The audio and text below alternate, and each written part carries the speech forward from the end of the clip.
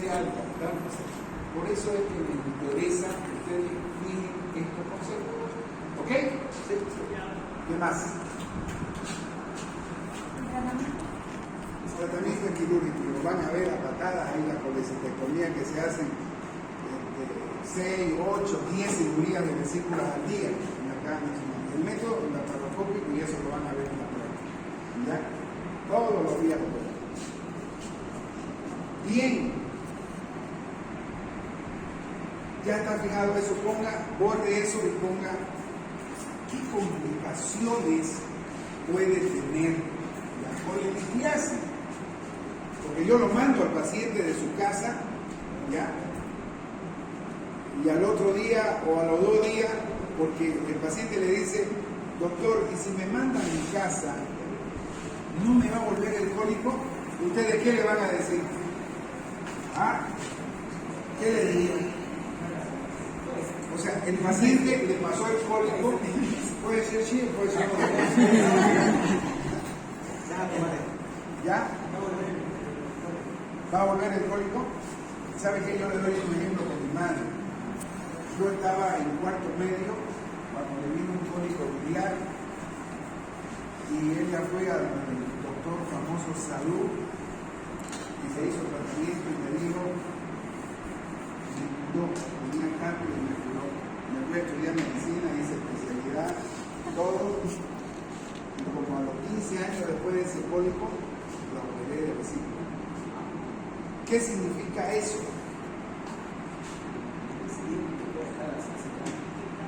Que puede estar asintomática y entonces no tenemos una bola de cristal para decirle si puede ser que un día, 2 días, 3 días, 5 días, una semana, un mes, 2 años, porque cuando usted le pregunta al paciente, ¿y usted sabía, si me van a escuchar, que tenía cálculo? Sí, doctor, me vino un cólico hace 5 años, ¿y por qué no se hizo operar? Ahora está con colecistitis aguda, complicado, más tiempo de internación, antibióticos y todas esas cosas. Es un gasto al paciente y al sistema. Y eso es nuestra función como médico, orientar al paciente.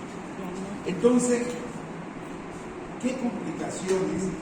El tema de que si me vuelve o no me vuelve, hay que orientarlo al paciente que si él hace una buena dieta, sin grasa, sin fritura, probablemente no le venga el cálculo el cólico, porque conocemos la fisiopatología. Pero hay otras complicaciones que la vamos a ver que a veces son impredecibles y que puede ser que en una semana o muchas veces nos pasa que el paciente le damos de alta y a los 3 días vuelve con alguna complicación. Entonces son impredecibles estas situaciones. O sea, no hay una regla que no me va a venir. Por eso le pongo el ejemplo de mi madre que a los 15 años, creo 20 años, la operé cuando ella dijo que la habían curado de la vesícula, de los cálculos en la vesícula. Entonces, pueden haber esos intervalos que va a depender mucho de la dieta. ¿Qué complicaciones pueden haber? ¿Qué complicaciones pueden haber de una colelitiasis? Peritonitis. ¿Una peritonitis? Una peritonitis. ¿Por qué sería una peritonitis? Y está en lo cierto. Por la perforación. Nos vamos por lo más simple. ¿Esto qué es? ¿Esto qué es? Pero claro, el cuadro, la escena total, ya se besaron, tuvieron hijos y todas esas cuestiones. El final, ¿qué se llama? Colecistitis aguda. Ese es el nombre de la escena. ¿Colecistitis crónica? Entonces, ¿es una complicación de una colelitiasis? Sí. Es una complicación de una colelitiasis. Colecistitis. Entonces tenemos complicaciones agudas y complicaciones crónicas. Las complicaciones agudas es que esa colelitiasis se transforma en una colecistitis. Y cuando hablamos de colecistitis hay muchas formas, igual que la apendicitis, ¿ya?, de complicaciones. Hay empiema, cuando este contenido biliar se transforma en pus, ¿ya? Hay gangrena en la vesícula, lo que usted decía, ¿ya? Y se puede perforar. y puede producir una peritonitis biliar. Tenemos casos de pacientes que llegan al extremo o con los médicos, ¿no es cierto?, no he visto y que lo tienen con analgésico, hasta que llega una complicación. ¿Se entiende esto? Es una evolución anatomopatológica de este proceso inflamatorio. Es facilito. Se puede inflamar, puede estar edematizada, después se necrosa, se perfora, ¿no es cierto? Y esas son las complicaciones que puede tener la colecistitis aguda. ¿Okay? ¿Qué otra complicación aguda puede tener el paciente? ¿Qué otra complicación? Y que nos pasa y uno no sabe dónde poner la cabeza, porque dice, doctor, usted me dio de alta y mire. Claro, pero histericia, si ustedes quieren, vamos a tocar el tema de histericia para que lo aprendan bien. ¿Pero qué se llama eso? Aquí. ¿Qué se llama esa complicación? ¿Ah? Colangitis. No, la colangitis, ¿qué es la colangitis? Para que salga de duda. ¿Ah? Infección de las vías biliares, eso es la colangitis. No del conducto biliar, acabamos de hablar de ese tema. De las vías biliares puede ser principales o intrahepáticas. Esta vía biliar accesoria se llama colecistitis, ¿no es cierto? Entonces, ¿qué pasa si un cálculo migra aquí? ¿Qué patología me va a dar? Coledocolitis. Coledocolitis. ¿Ya? Coledocolitis. ¿Ve la diferencia que no es lo mismo de hablar de histericia? Una complicación en la coledocolitis que puede manifestarse con histericia, y ese es el segundo tema que vamos a hablar para ver que la coledocolitis tiene manifestación y un protocolo de manejo. ¿Ya? ¿Qué más? Estamos hablando de agudas. ¿Qué desemboca acá? El cálculo vino aquí a la papila y aquí desemboca también el Wilson. Sí. Y se obtuvo, no se está mirando en internet o qué? Las complicaciones. O sea, si no sabemos, llegando vamos a razonar, ¿ya? Pero no seamos tramposos porque nos engañamos. Nos engañamos a nosotros. ¿Ya? Entonces, pancreatitis aguda. Ahora, las complicaciones crónicas, ¿ya? Las complicaciones crónicas, aquí creo ¿ya? Las complicaciones crónicas, ¿ya? ¿Cuáles creen que ser alguien, su compañero dijo fija? ¿No es cierto? Entonces, cuando esta vesícula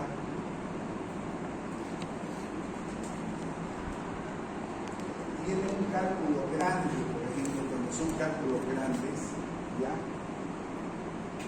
Va a buscar cómo encontrar un camino de salida. ¿Sí? Entonces, hay estructuras que están cerca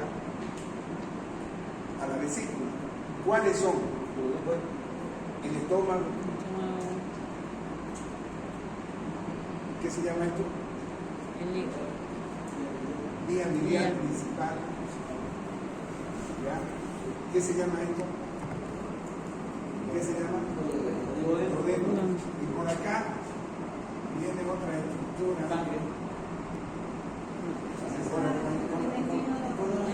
Colon transverso. Entonces, ¿qué es lo que pasa cuando esta vesícula se apega a esta estructura? Entonces, es como si yo me apoye a la pared. ¿En qué estoy produciendo? ¿No es cierto? Una compresión, sí. Y se va a alterar mi circulación. Sí. Las escaras de decúbito se producen por eso.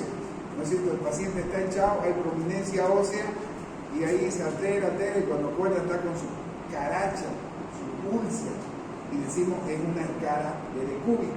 El mismo mecanismo se aplica aquí, porque este cálculo se va a apoyar al intestino y va a producir isquemia y va a producir una fístula. ¿Qué es una fístula? Es una comunicación de un órgano epitelizado a otra estructura o otro órgano tejido epitelial. Entonces, esto se puede apoyar a este nivel y fistulizarse con la vía biliar principal. Se puede fistulizar con la vía intestinal. Raras veces se fistuliza el estómago, porque está más lejito. ¿Ya? Entonces, ¿qué se va a llamar la escena? Fístulas. Bien. Vesículo colecisto o vesículo, mejor si utilizamos términos médicos, colecisto entéricas, que también entonces, o vesículo entérica, más bonito y más académico es decir, colecisto entérico. Colecisto entérico. O fístulas biliodigestivas, porque se puede fistulizar al estómago. Entonces, otros le llaman fístulas biliodigestivas, colecisto entérica. ¿Ya? Hasta ahí estamos correctos. Y si fistuliza de la vía biliar a la vía biliar, ¿ah? Fístula biliar. Colecito biliar, ¿ya? Biliobiliares.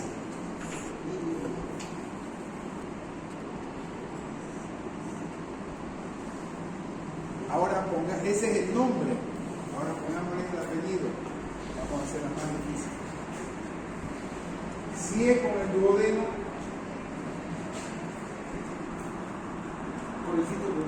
colecito duodenal. Entonces es una fístula biliodigestiva biliobiliar. Es, o sea, si la vesícula fistulosa al duodeno, pongámosle nombre y apellido. Y usted dijo muy bien, colecito duodenal, ¿no es cierto? ¿Es una fístula biliodigestiva? Sí. Señor. ¿Es una colecito entérica? Sí, señor.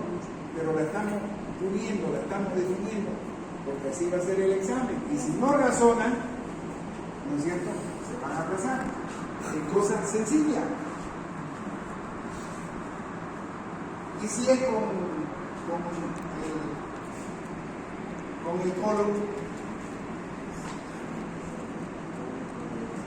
Colecito. colecito colónico, colecito colónico, ¿ya? ¿Es fístula biliodigestiva? Sí. ¿Es fístula bilioentérica? Sí. O sea, me he dejado entender. Es, ¿no es cierto? Ya para que no lo deje, para que no la agarre la trampa, ¿me entienden? Porque ahí se pierde. Ahora, si es con la vía biliar, hemos dicho colecitos biliares, biliobiliares, si es con el colédoco,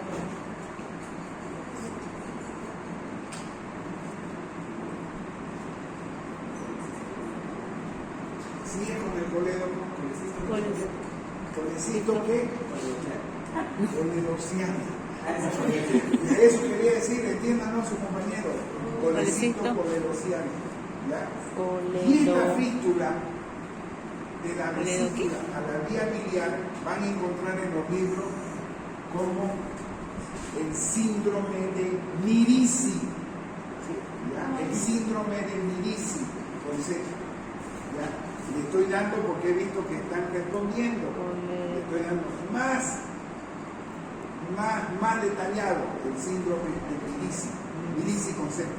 Mirici. Exactamente, el síndrome de Mirici. Entonces, fíjense que el cálculo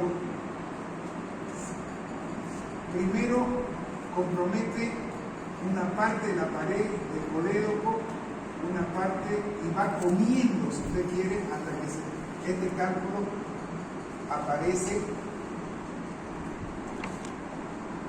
el colegio. Y eso los autores le pusieron el parto de Mirici. Cuando el cálculo ha migrado de la vesícula al colegio, ese es el famoso parto de Mirici. ¿Ya? Pero que nosotros entendamos que es el síndrome de Mirici, que es una fístula, colecito biliar, colecito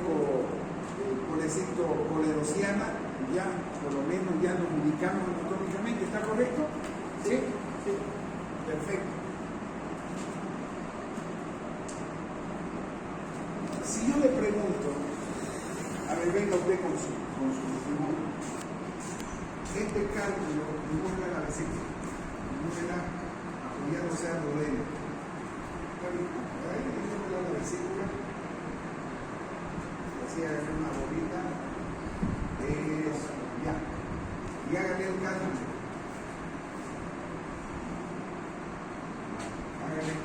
Y este cálculo pasó aquí, vaya haciéndole flechita como caminito y pasó. ¿Ya? Pasó ahí.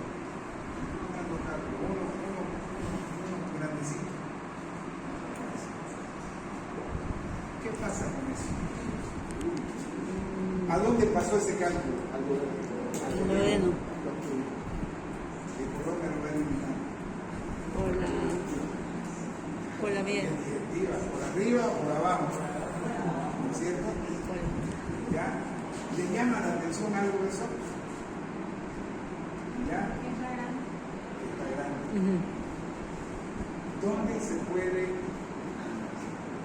atacar? ¿Ya? ¿Y qué patología va a dar que ya hemos llevado?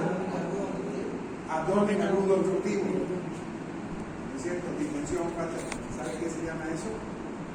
Iliobiliar. Iliobiliar.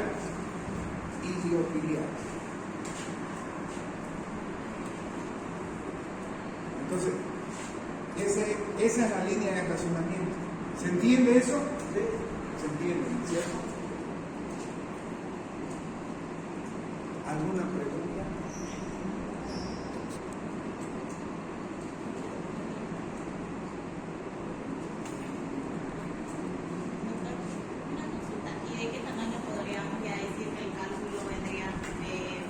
O sea, no hay un tamaño definido que se pueda decir de 1 milímetro, 5 milímetros. O sea, el cálculo tiene que ser de un tamaño, digamos, considerable, ¿ya? Porque fíjese que uno de los que nos vencen a la naturaleza son los que tragan cocaína, y son cápsulas, ¿ya? Y que algunos de ellos, no todo el organismo responde igual, porque algunos se le tranca y se revientan. O sea, no vencen la válvula vesical. Entonces depende del tamaño del cálculo, que debe ser considerable. Pero ponerle un diámetro, es decir, lo de 1 centímetro, 2 centímetros se atacan en la válvula, sería muy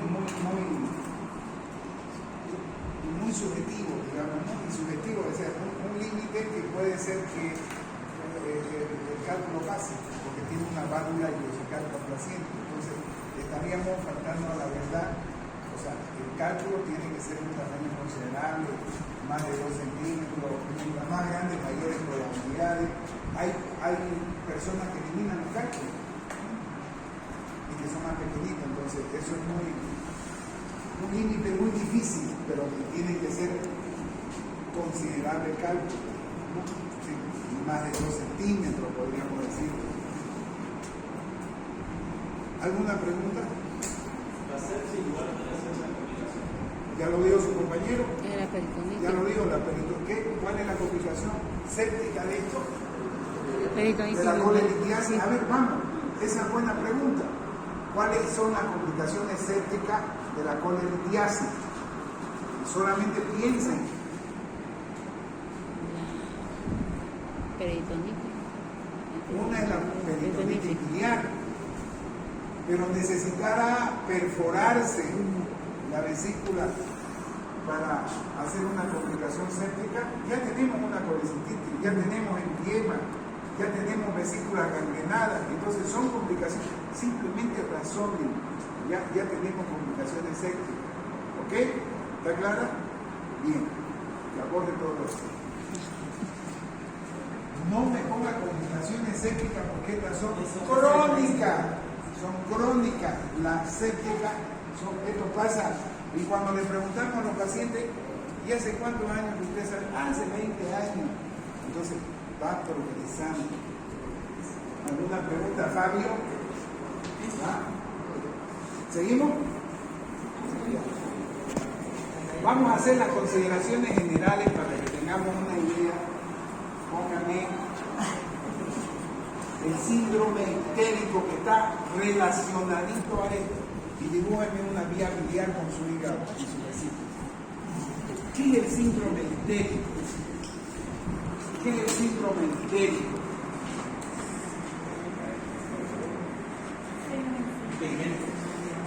Siga. Como pigmento en la piel. ¿Cuál pigmento usted ha tenido? Ahora Sí, también. el tema característico sobre el aumento de la hemoglobina es. Entonces, facilito, ¿no? El síndrome histérico es la coloración amarillenta de la piel, de la mucosa, ¿no es cierto? Por aumento de la bilirrubina. Nada más así de fácil. ¿Ya? Así de fácil. ¿Ya? Así de fácil.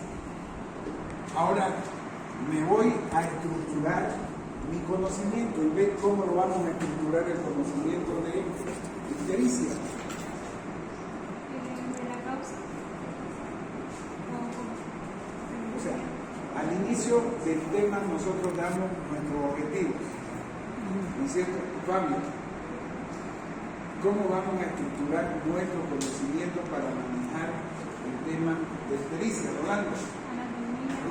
Eso. Entonces, yo tengo que remontarme, tengo que remontarme a ver qué es la bilirrubina. Si me está diciendo el concepto que ictericia es la coloración amarillenta de la piel y mucosa, ¿no es cierto? Por el incremento de bilirrubina, yo tengo que saber qué es la bilirrubina. Me sube la bilirrubina en rama ya un montón de veces, ¿no? ¿Qué es la bilirrubina? Dibujo un glóbulo rojo.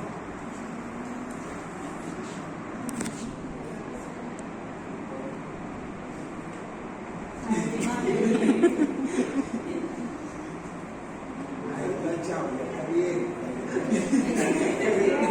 ¿Y su número? No tiene. Es una estructura bicóncava, ¿no es cierto? Anucleada, que en su composición tiene Hemoglobina. ¿Cuál es su función? La parte de oxígeno. Y CO2. Sí. ¿Sí? ¿Ya? ¿Cuánto vive? 120 días. 120 días. ¿Dónde se muere? En el vaso. En el sistema reticular del vaso. ¿No es cierto? Tema retículo Ahora, interior. una vez destruido el glóbulo rojo, ¿qué es lo que pasa? Esa es fisiología. Entonces, si ustedes quieren poner en su apunte, fisiología. Una vez destruido fisiológicamente el glóbulo rojo, ¿qué pasa con ese componente del eritrocito? La hemoglobina y ese se divide en grupo hemo y hemoglobina. ¿No es cierto? Se divide. Entonces, vamos a hacerlo por vamos a hacerlo con la relacionada. Entonces, aquí está el glóbulo rojo. Es el origen de mi bilirrubina. Vive 120 días. Este se murió, ¿no es cierto? Libera hemoglobina y grupo hemo. ¿Qué pasa con este grupo hemo? La hemoglobina se va a ser nuevamente metabolizada a los depósitos de proteína, ¿sí? Pero ¿qué pasa con este grupo hemo? Ustedes no han llevado a fisiología. Fabio, ¿cómo es Rolando? Bien. Va a sufrir una serie de transformaciones funcionen y se van a formar grupos, 4 grupos pirrólicos. ¿No es cierto? Se murió aquí 120 días. Y Transferina. estos grupos va a formar Rutina. hemosiderina. Hemosiderina. O sea, le estoy dando lo superficial, porque esto es algo que deberían dominar así. Hemosiderina, la Y esta transferina. hemosiderina, ¿no es cierto?, se va a transformar en qué? Por procesos oxidativos, ¿ya? ¿Qué fue el hizo frío? En bilirrubina indirecta. ¿Ok? ¿Estamos de acuerdo? Sí. O sea, todos estamos haciendo ahorita este proceso. Se están muriendo los glóbulos rojos, se dividen en hemoglobina, el grupo hemo, los grupos pirrólicos, hemosiderina, y forman, por todos estos procesos oxidativos, bilirrubina indirecta. O sea, ¿estamos formando bilirrubina indirecta ahorita? Sí. Ahora, esta bilirrubina indirecta, ¿a dónde se va? Se va al hígado. ¿Sí? Esta bilirrubina indirecta es captada por una proteína transportadora y se va aquí al hígado.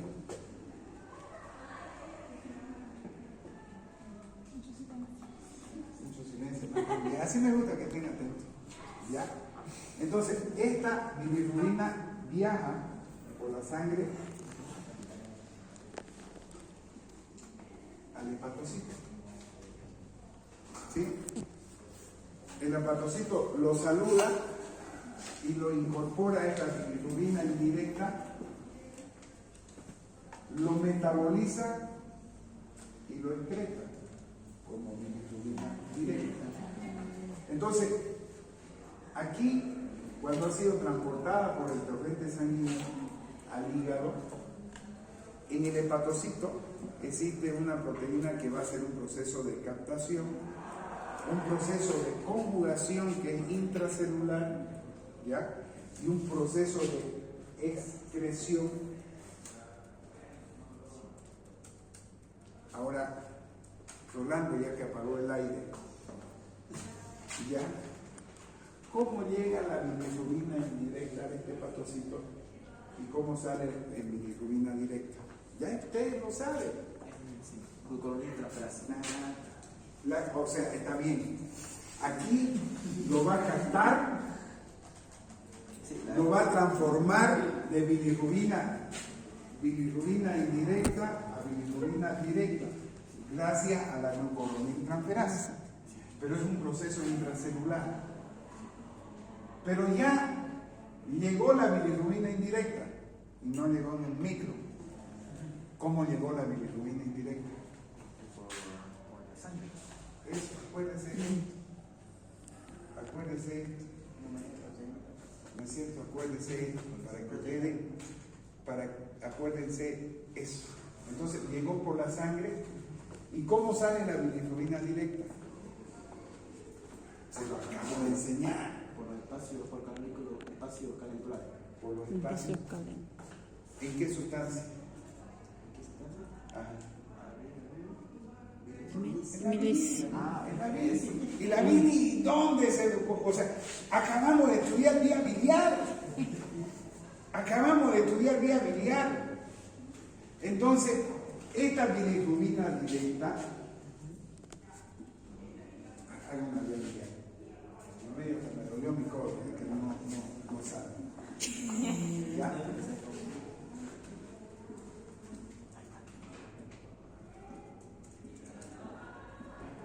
Esa bilirrubina directa se va a eliminar por la vía biliar. ¿Correcto? ¿Sí? ¿Estamos de acuerdo? Esa es la fisiología. Este glóbulo rojo se murió a los 120 días y liberó hemoglobina y en ¿dónde? En el sistema reticuloendotelial, ¿no es cierto? Del vaso. El grupo E se va a dividir en 4 grupos pirrólicos, hemosiderina, hasta formar la bilirrubina indirecta por procesos oxidativos que tienen un mecanismo químico mucho más complejo y fino, que no vale la pena estudiarlo, pero si nos ponemos a estudiarlo, estamos volviendo al primer año, a segundo año, a fisiología. Y si ustedes lo tuvieran aquí, la clase sería, ¿no es cierto? Pero creo que hemos asumido un compromiso. ¿Ya? Esta bilirrubina indirecta va, entonces, aquí póngale 1. Entonces, es mi primera estación. ¿Sí? Mi segunda estación va a la segunda estación. ¿Ya? Que arriba, porque vamos a la segunda. Y esta bilirrubina indirecta va a llegar a la unidad funcional, que es el hepatocito. La va a captar, la va a transformar gracias a la glucoroniltransferasa y la va a excretar a la vía biliar. Y la va a eliminar en la bilis por esa vía biliar que hemos estudiado. Segunda porción le da y se va a eliminar a través de la estercolbilina, ¿no es cierto? Y ciertas fracciones se van a absorber y se van a eliminar por la vía urinaria. Por eso es que tenemos la coloración amarilla de la orina. Esa es la fisiología de la bilirrubina. ¿Hemos entendido? Sí. ¿Sí? Correcto. Bien. Eso es fisiología. ¿Ok? Ahora entremos a la fisiopatología, Rolando. ¿Ya? ¿Por qué se puede aumentar la bilirrubina indirecta? Una afección vascular. ¿Ah? Una afección vascular. Aumenta la hemolis. Ah, Eso. O sea, yo sé que usted está queriendo decir eso. Si la hemólisis es fisiológica, ¿por qué cuando se vuelve patológica va a aumentar la bilirrubina indirecta? ¿Sí o no? Sí. Entonces, hagamos otro cuadrito acá, por eso, de fisiopatología. Entonces, esto es la fisiología, ¿me dejo entender? Fisiopatología es lo más hermoso. Si saben fisiopatología van a saber todas las patologías, ¿ya? Pero no de memoria. Entonces, ¿cuál es la fisiopatología del incremento de la bilirrubina indirecta?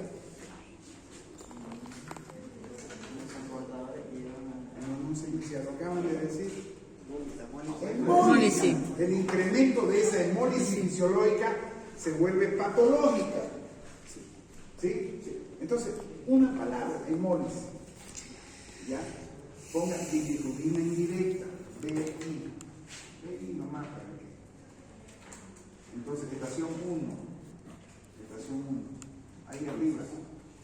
Así ponga bilirrubina indirecta, póngale 1 y aquí incremento una flechita para arriba. PSP hemólisis. ¿Ok? Así para que nos ubiquemos.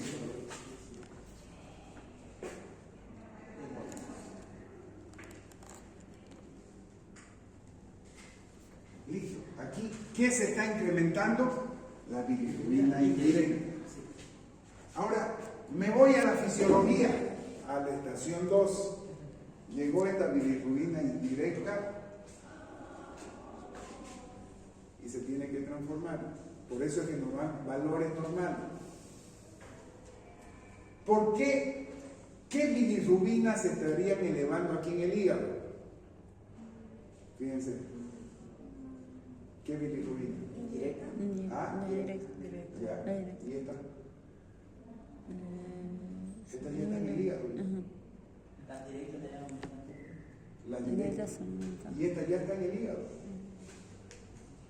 O sea, aquí se aumentó esta y llegó al hígado y va a llegar aumentada. Entonces, ambas están aumentadas. Estación 2. Ah, pero me dejo entender. Sí. ¿Sí? me deben entender, llegó a la célula, pero ya llegó con una carga de bilirrubina indirecta alta, ¿ya? Y va a metabolizar y también va a alterar la bilirrubina directa, porque esa es su función. ¿De quién? ¿De quién es la función esa? ¿Quién hace esa función? El hepatocito. Entonces, ¿cuál es la fisiopatología de que se aumenten estas dos bilirrubinas? Cirrosis hepática. No, esa es la etiología. ¿Cuál es la fisiopatología? ¿Quién se tiene que enfermar? Entonces, ¿cómo lo puedo definir? Lesión hepatocelular. ¿Sí? ¿Ok? Así de facilito es ictericia. Y fíjese que allá en amarillo, en la segunda estación sigue siendo amarillo. Y cuando uno ve a un paciente amarillo y va y le dice coledocolitiasis, ya se van así como rodando, o sea, sin interpretar, ¿no es cierto? Y eso es lo que quiero que aprendamos, sin interpretar estas cosas. Un paciente amarillo es un síndrome ictérico, que puede ser en el 1, en el 2 o en el 3. ¿No es cierto? Ahora nos vamos a la estación 3. Aquí no le puso 3. Pues me dio verdad. ¿Ya?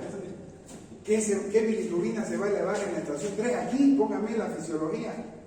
¿Qué se elimina por la estación 3?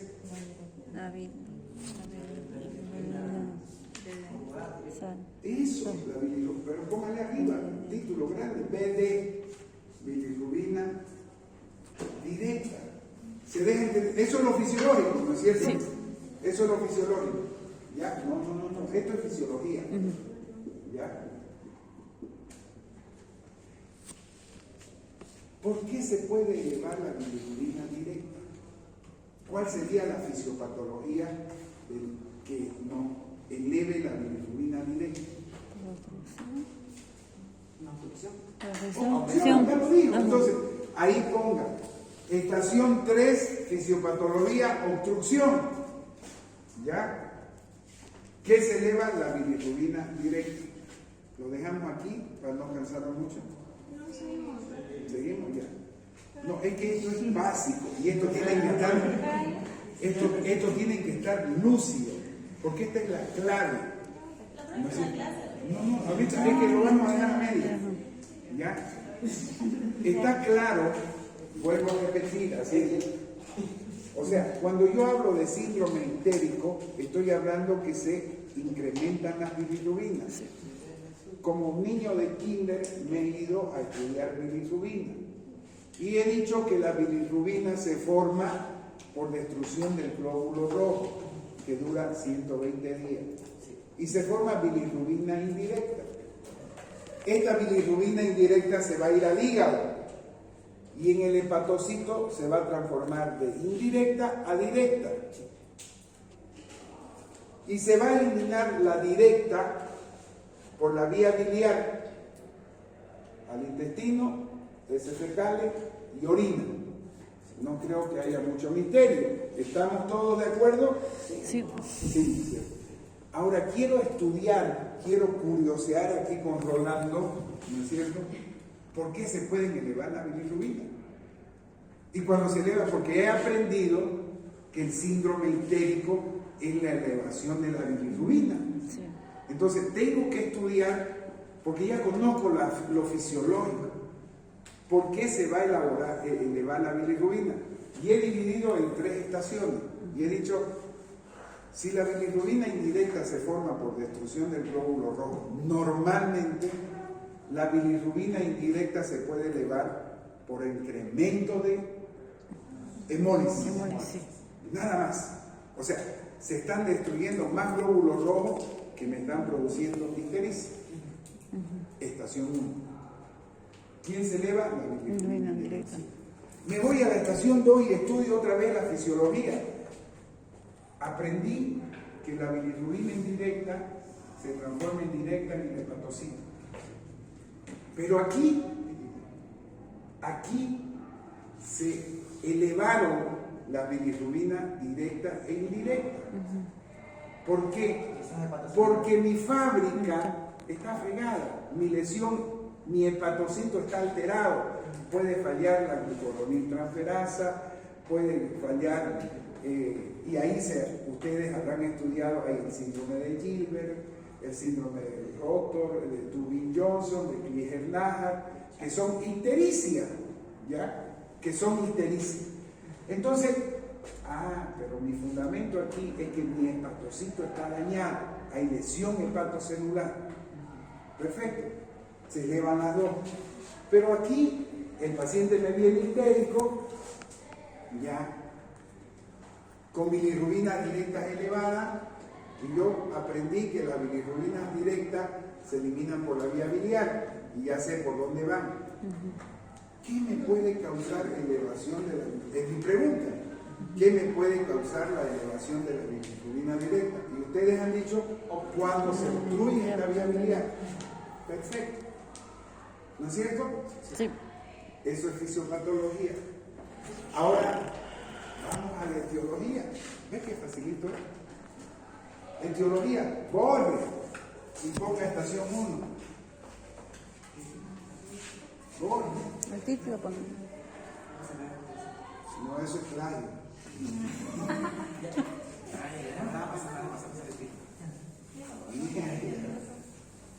Es que esto es la guía, es la madre para interpretar ictericia. Si ustedes lo aprenden bien, no se van a olvidar nunca. Etiología. Vamos con nivel. Ya sabemos cuál es la fisiopatología aquí. Sí. ¿Cuál? Estación 1. A La hemólisis. ¿Qué bilirrubina se eleva? Ahora, mi pregunta va, ¿qué enfermedades, qué patologías me pueden producir hemólisis? ¿Qué? Parásitos. ¿Qué parásitos? ¿Los de cuarto año? Eso, Plasmodium, un parásito intraeritrocitario que produce la destrucción. ¿No es cierto? Esa es una etiología. ¿Qué otra etiología? Anemia hemolítica. ¿Por qué tiene esta estructura el glóbulo rojo? Bicóncavo. Ya, pero ¿por qué? Todo tiene un por qué. Para poder eso, Va a para pasar, poder va a pasar. Pero las anemias hemolíticas, por ejemplo, la esferocitosis, La el vuelve, glóbulo rojo la hace es más redondo, grande. y se va a hemolizar el solito. Sí. ¿Ya? Se va a hemolizar. Entonces, las anemias hemolíticas, ¿ya?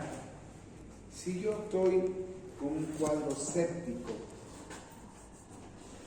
y la liberación de las toxinas, del síndrome inflamatorio, ¿me produce hemólisis o no me produce hemólisis? Me produce.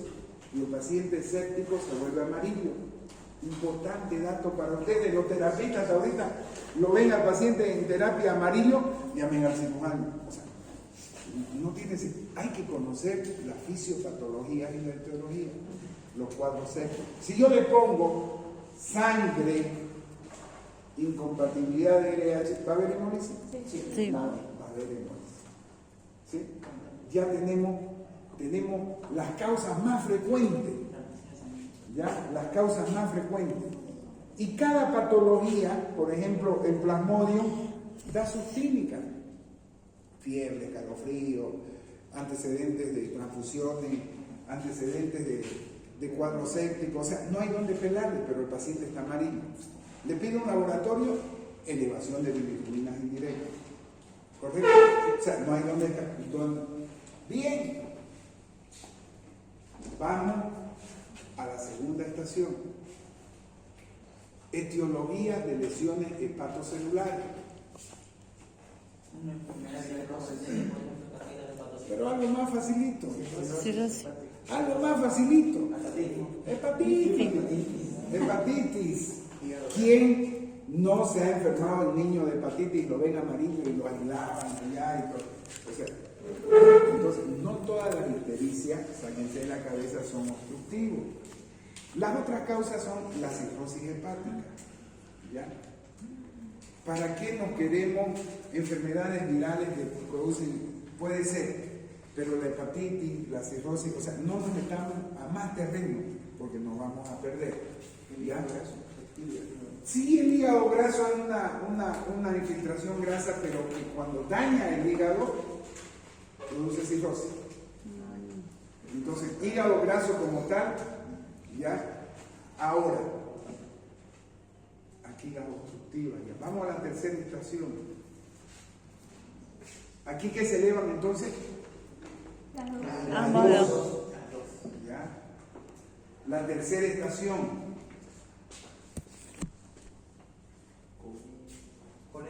Ya sí.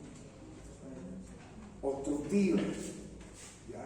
Coledocolitiasis, la principal causa de elevación de bilirrubina directa. ¿Qué otra causa? En la polla de barba. Bien, bien, Rolando, ahora sí estamos bien. Ya, entonces, nosotros aquí vamos a hacer una pequeña clasificación, no para complicarle más la vida, sino para ubicarla. La obstrucción, si está dentro del lumen, ¿qué se llama? Intraluminal. ¿Cuáles son las causas más frecuentes de intraluminal que obstruyen el lumen? La coledocolitiasis. La segunda causa en los niños son los ácaros. Se entran y obstruyen. ¿Ya? Entonces, esa es una obstrucción intraluminal. Si hay intraluminal, tiene que haber extraluminal. ¿Cuáles son causas extraluminales? Y ya le di la anatomía, aquí me lo dejó petizo el colédoco, pero detrás de eso está el páncreas. Pancreatitis, no, estamos hablando algo que obstruye los tumores de cabeza de páncreas. Tumores de cabeza de páncreas. Los tumores, Rolando ya puede defienda, usted dijo tumores de la ampolla de Bartlett, y está correcto, ¿no es cierto? ¿Ya? Eso puede. Esa es la causa extraluminal. ¿Y la causa parietal a qué se refiere? A la pared. Entonces aquí están todos los tumores de la vía biliar, los colangiocarcinomas. Y aquí hay un tumor que lo vemos muy frecuentemente en la cara, que es en la confluencia de los dos hepáticos, que se llama Klatskin, el tumor de Klatskin. ¿Ya? ¿Está claro hasta ahí? Sí. ¿Sí? Está claro. ¿Puedes explicar el último doctor? ¿Cuál? ¿Esta clasificación? No, tumor de cáncer. O sea, hemos clasificado lo que está dentro como intraluminal, lo que comprime de afuera, que puede ser lo más frecuente, el tumor de cabeza de páncreas, cuando llega un paciente de edad avanzada, ictérico. O sea, lo que sospechamos generalmente, y tenemos ahorita 2 pacientes con tumores de cabeza de páncreas que están ictéricos por esa fisiopatología, porque lo comprimen de afuera. La causa más frecuente es intraluminal, los cálculos y los niños árabes. Y los tumores que dependen de la pared, que son parietales, que son los famosos colangiocarcinomas, que también hay otro paciente, ahora ya no quiero enojarme más. Fueron 2 en la mañana en el primer turno y 1 a las 10 de la mañana. Vamos a hacer lo que quieran ir. ¿Ya? Porque tenemos las vacaciones entonces. Ay,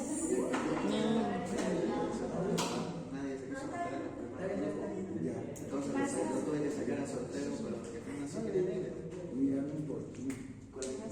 ¿Ya? Entonces, yo creo que ahora, método de diagnóstico. Ya tenemos la etiología. ¿Ves? Todos resultan igual que él. O sea, le va a pedir una pancreatografía a una ictericia por esto. A ver, vamos, Rolando, vamos a ir formándolo. Ya, método de diagnóstico. Hemograma. perfil Perfil hepático. de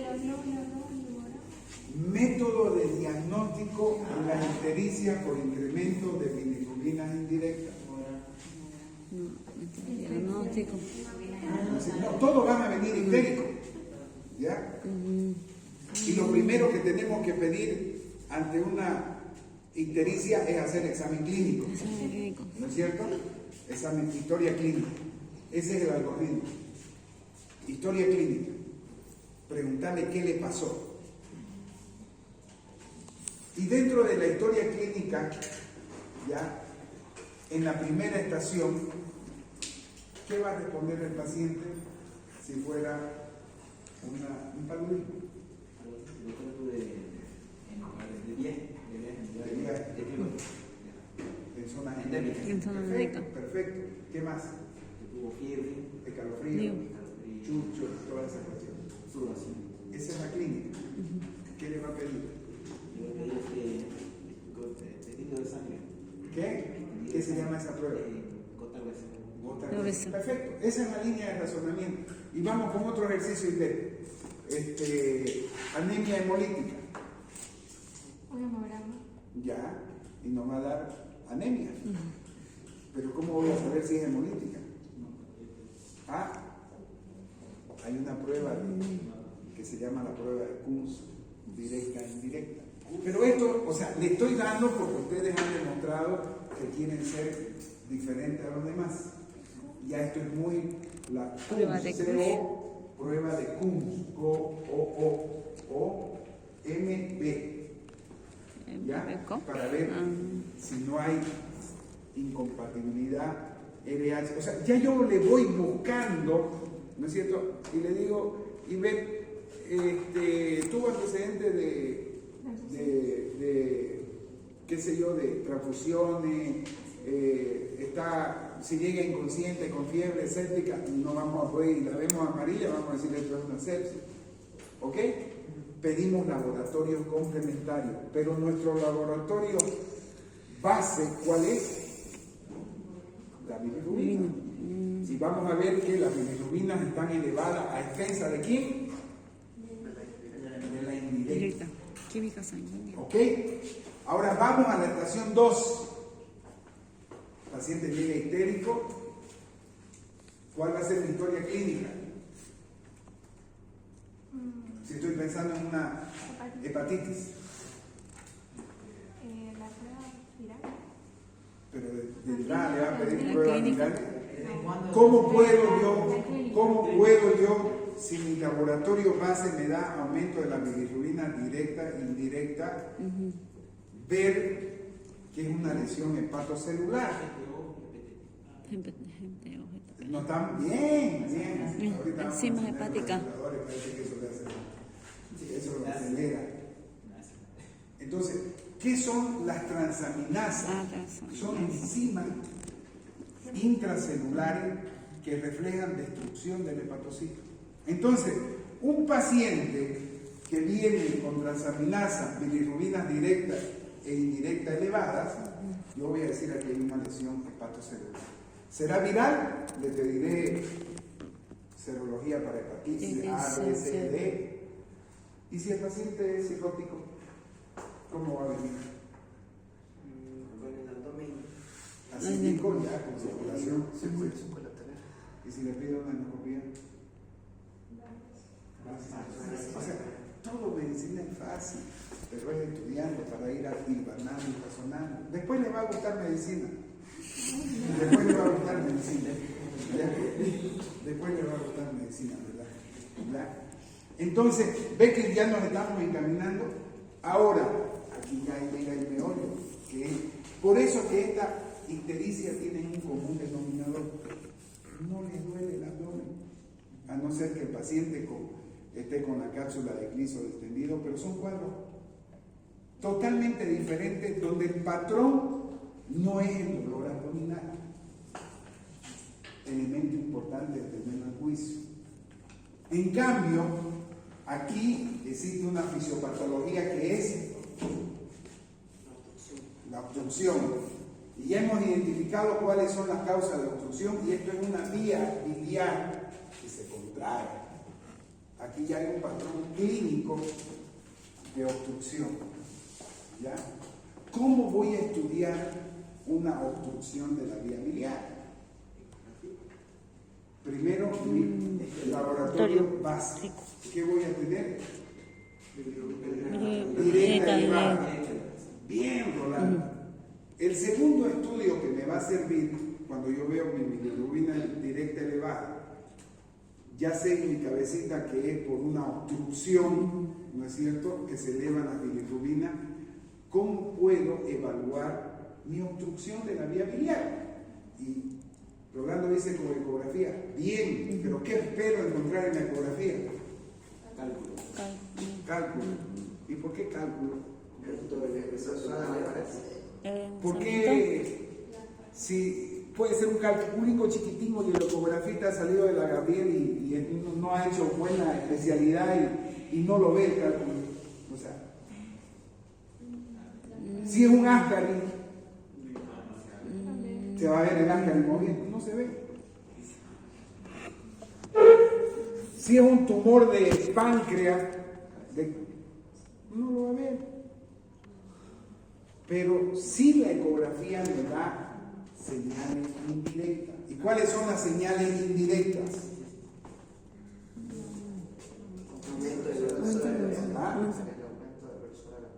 ¿Cuál es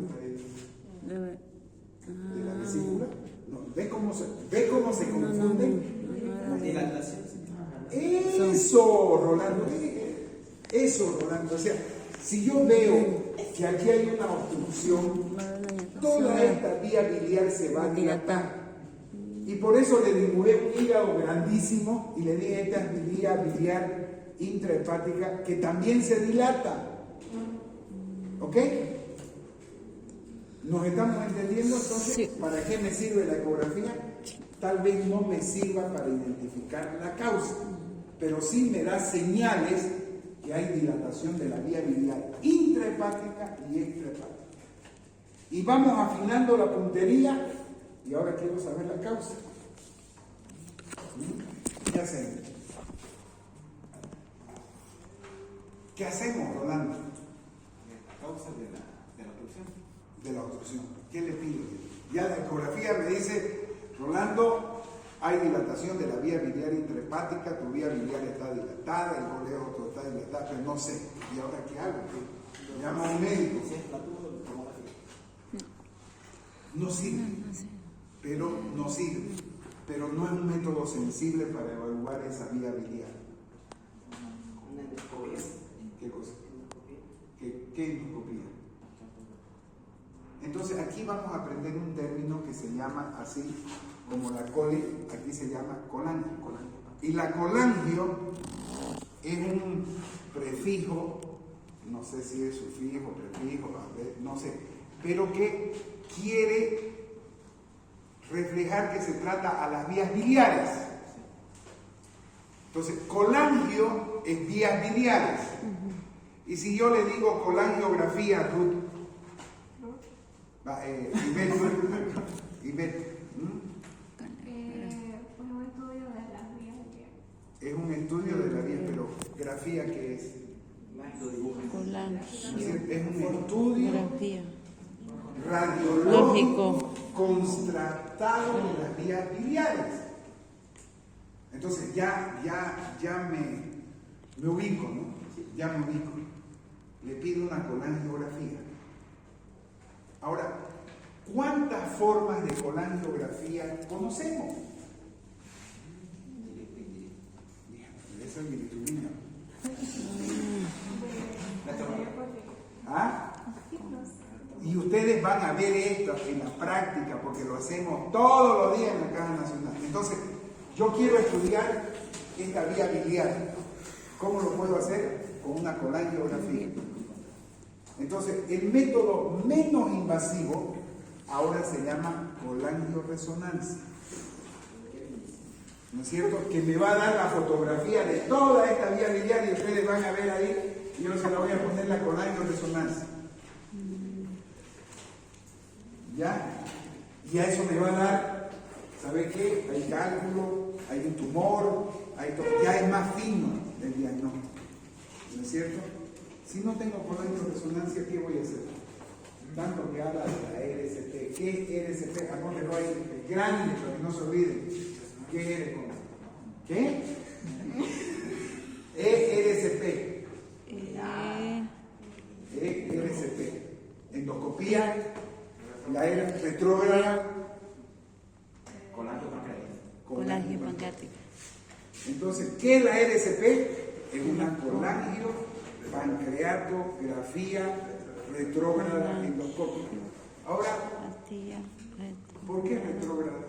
Ya sabemos que es una colangiografía, más pancreatografía, porque ahí vecino está el Wilson y lo dibuja también el Wilson. ¿Ya? Colangiopancreatografía. ¿Y por qué retrógrada?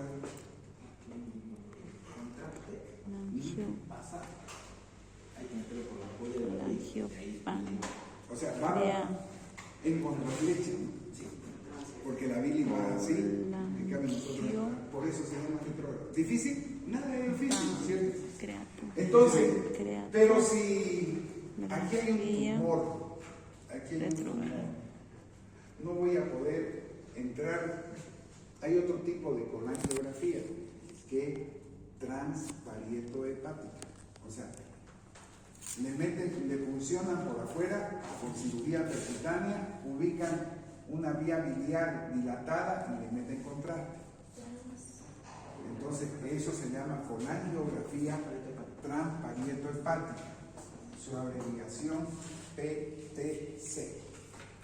Y eso ya me va a dar un diagnóstico más fino de la vía biliar.